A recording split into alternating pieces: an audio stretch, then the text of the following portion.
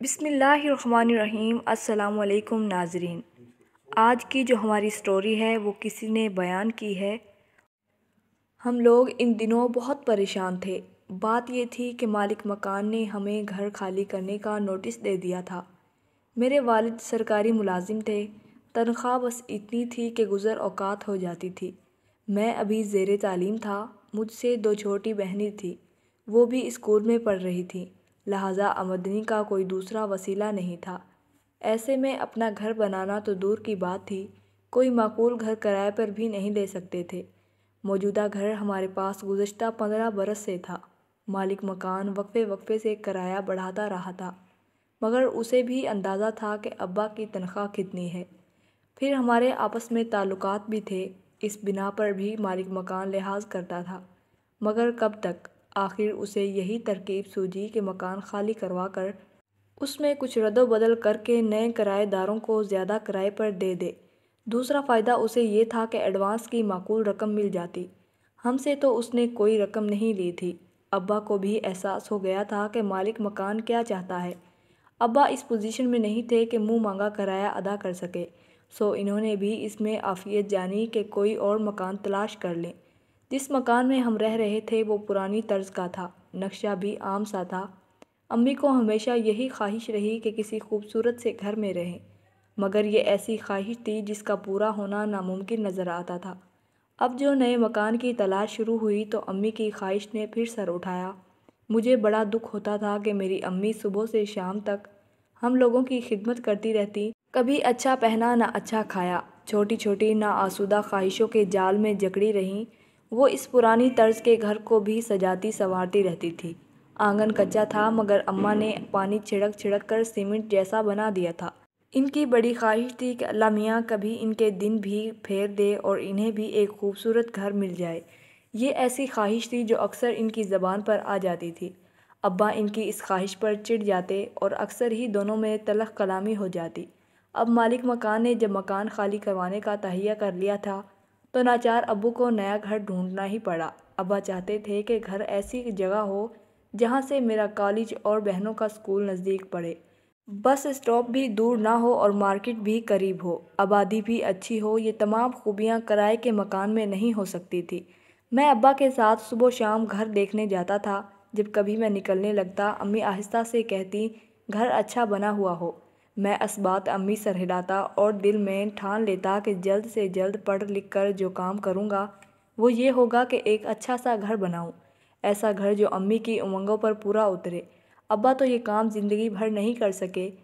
بد نصیبی سے ہم جہاں کہیں بھی گھر دیکھنے گئے، اگر ابا کے خواہش کے مطابق ہو تو کرایہ اتنا زیادہ ہوتا تھا کہ ابا افورڈ نہیں کر سکتے تھے۔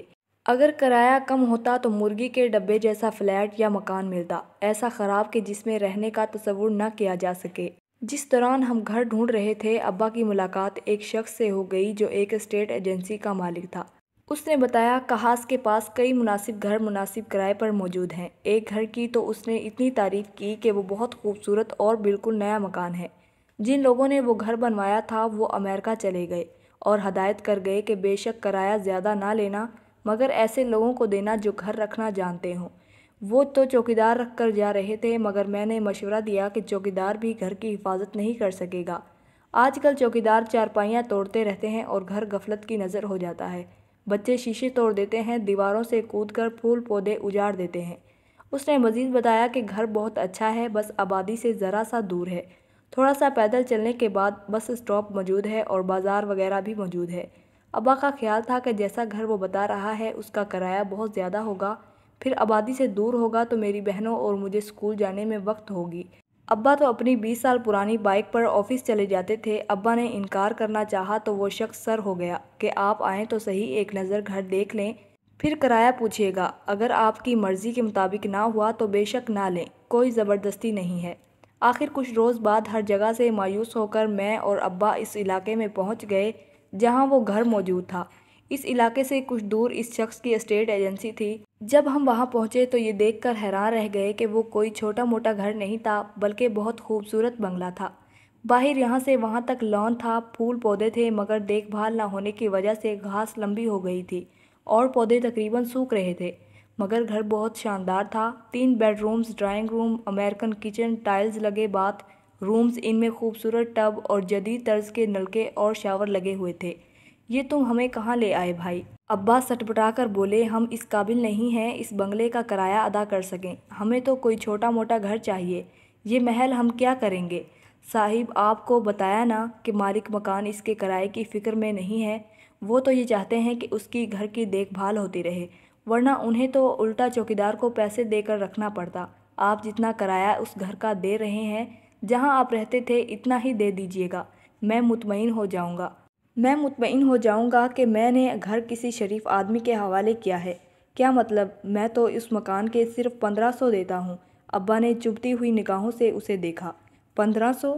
وہ آدمی ذرا چپ ہو گیا۔ اچھا یہ بتائیں کہ آپ لوگ گھر کی دیکھ بھال تو صحیح رکھیں گے نا؟ بعض لوگ گھر کا ستیہ ناش کر دیتے ہیں۔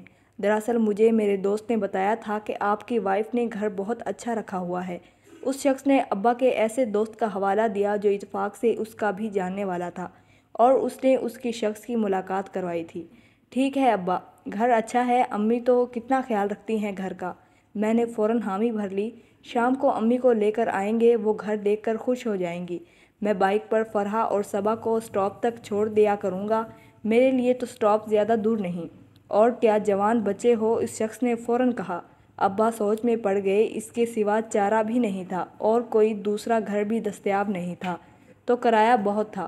ٹھیک ہے، میں کل آ کر بتاؤں گا، ابا نے جواب دیا۔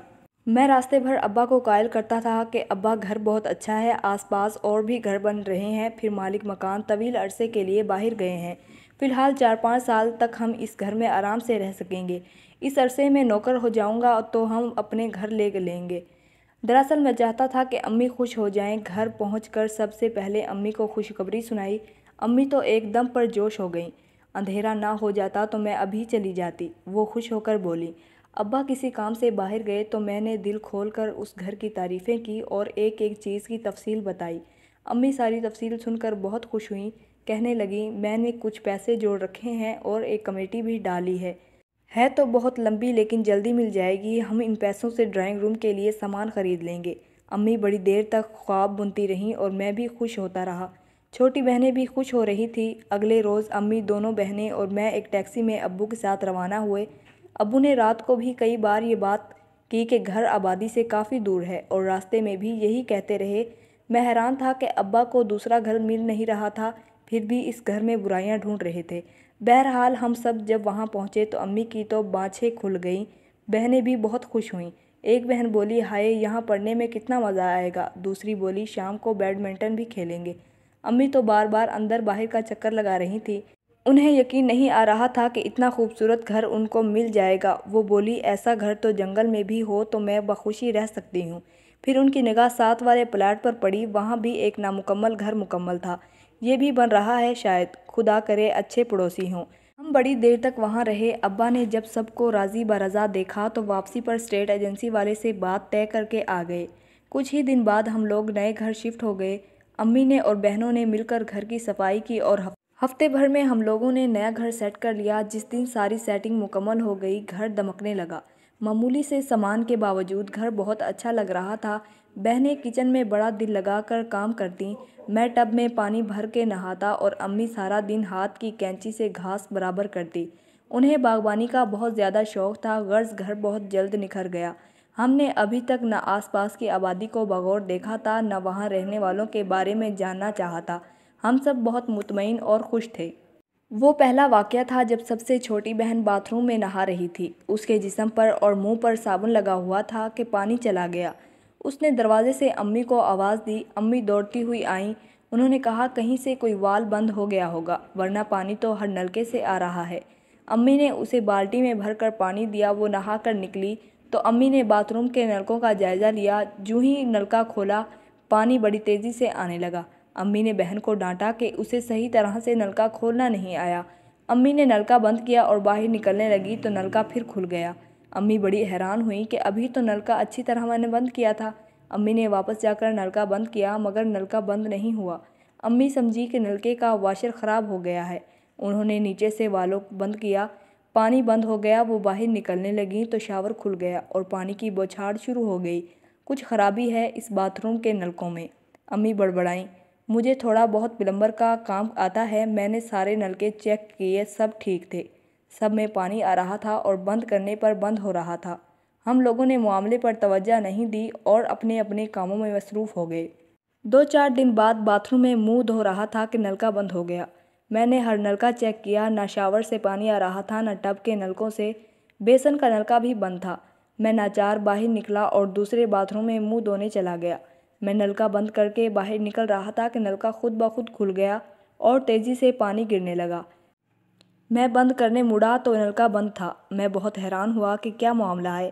میں نے امی کو بتایا تو وہ بولی، خدا جانے اس گھر کے نلکوں میں کیا چکر ہے، جنات ہوں گے۔ میری بہن بولی، یہ مذاق کی بات نہیں ہے، مجھے شک ہو رہا ہے کہ گھر میں کچھ ہے۔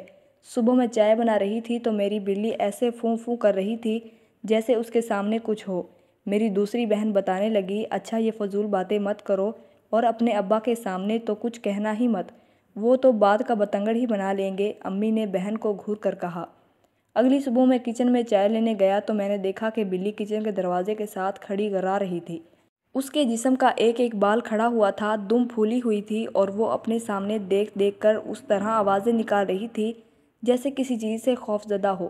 میں نے اچھی طرح ادھر ادھر دیکھا مگر کچھ نظر نہیں آیا۔ بہن کچن میں کھڑی یہ سب دیکھ رہی تھی، مجھے دیکھ کر بولی، دیکھا بھیا، بلی کو دیکھا کیسے کر رہی تھی، حالانکہ آس پاس کوئی کتا بھی نہیں ہے، جیسے کہ دیکھ رہی ہے یہ فوں فوں کرتی ہے، نہ کوئی اور جانور، مگر خدا جانے اسے کیا نظر آ رہا ہے۔ بہن کی اس بات میں صداقت میں تھی، مجھے کچھ خوف محسوس ہوا۔ بھیا پانی بھی نہیں ہے، وہ بولی۔ کیا صبح امی نے تو مشین چلائی تھی اور ٹنکی اوور فلو ہو گئی تھی؟ میں نے حیران ہو کر کہا، آپ خود دیکھ لیں۔ اس نے نلکا کھول دکھایا، واقعی پانی بند تھا، مگر سارے گھر کے نلکے چیک کیے، کہیں بھی پانی نہیں تھا۔ میں نے ٹنکی کو چیک کیا، وہ ایسے خالی تھی جیسے اس میں کبھی پانی تھا ہی نہیں۔ میں الجھن کا شکار ہو گیا۔ جا کر موٹر چلائی تو موٹر سے ایک آواز آئی، دھواں نکلا اور موٹر بند ہو گئی۔ لو، ایک اور مصیبت آ گئی۔ میں نے جھلا کر ٹینک کھولا مگر اس میں پتھر بھرے ہوئے تھے۔ پہلے تو آنکھوں پر یقین نہیں تھا، بھاگ کر امی کو بلایا، انہوں نے بھی تصدیق کی کہ ٹینک میں پانی کے بجائے پتھر بھرے ہوئے ہیں۔ امی پریشان ہو گئی۔ میں برابر والے پلاٹ سے پانی بھر کر لایا۔ یوں سب نے منہ ہاتھ دھویا اور روزمرہ کے کاموں میں مصروف ہو گئے۔ دوپہر کو گھر آیا تو ابھی تک سب یہی باتیں کر رہے تھے۔ میں نے بے خیالی میں ہاتھ دھونے کو نلکا کھولا تو پانی آ رہا تھا۔ میں حیران ہو کر چلایا، امی پانی آ رہا ہے۔ ہاں، ٹینکی میں تو پانی صبح بھرا تھا میں نے، امی بولی، مگر وہ تو خالی تھی، میں نے خود دیکھا تھا۔ میں نے بتایا، تمہیں غلط فہمی ہو گئی ہوگی، امی نے کہا۔ اگر مجھے غلط فہمی ہوتی تو ٹینک میں پتھر بھرے ہونے کا کیا مطلب تھا، میں نے کہا اور ٹینک کا ڈھکنا اٹھایا۔ میرے منہ سے چیخ نکلتے نکلتے رہ گئی، اس میں پانی بھرا ہوا تھا۔ یہ کیا معمہ ہے، امی پریشان ہو گئی۔ ہمارے ایک ماموں تھے رشتے کے، وہ اب نارمل تھے، بہت کم بات کرتے تھے، کھانے کو دے دیا تو کھا لیا، نہیں تو دیا تو نہیں کھایا، کسی نے منہ دھولا تو دھو لیا، ورنہ ہفتوں یوں ہی گھومتے تھے۔ وہ ہماری بڑی مامی کے پاس رہتے تھے۔ بڑی مامی سعودی عرب جانے لگی تو انہیں ہمارے پاس چھوڑ گئیں۔ انہیں آئے ہوئے 1-2 روز ہی ہوئے تھے کہ کمرے سے ان کی چیخیں کی آواز آنے لگی۔ اس وقت صبح کے 4 بج رہے تھے۔ وہ باتھ روم کے دروازے میں کھڑے تھے، جس طرح بلی کسی چیز کو دیکھ کر خوفزدہ ہو جاتی تھی اور اس کا رواں رواں کھڑا ہو جاتا تھا، اس طرح ماموں کے سر کے بال کھڑے ہونے لگے۔ ان کا رنگ بالکل سفید ہو رہا تھا اور وہ ہاتھ اٹھا اٹھا کر کہہ رہے تھے، یہ ہمیں اندر نہیں آنے دے رہا۔ میں آگے بڑھا، امی ابا اور بہنیں سب جمع ہو گئی۔ کون؟ ماموں، کون آگے بڑھنے نہیں دے رہا؟ میں نے ہمت کر کے آگے بڑھ کر پوچھا۔ مجھے باتھ روم میں کچھ نظر نہیں آیا۔ یہ، اس کے دانت باہر ہیں اور سر پر سینگ ہیں، انہوں نے اندھیرے باتھ روم میں اشارہ کیا۔ امی نے اتنی دیر میں آیتوں کا ورد شروع کر دیا۔ پتہ نہیں ماموں کو کیا نظر آ رہا تھا، پھر وہ اچانک نارمل ہو گئے۔ گیا وہ زرد ہو بولے۔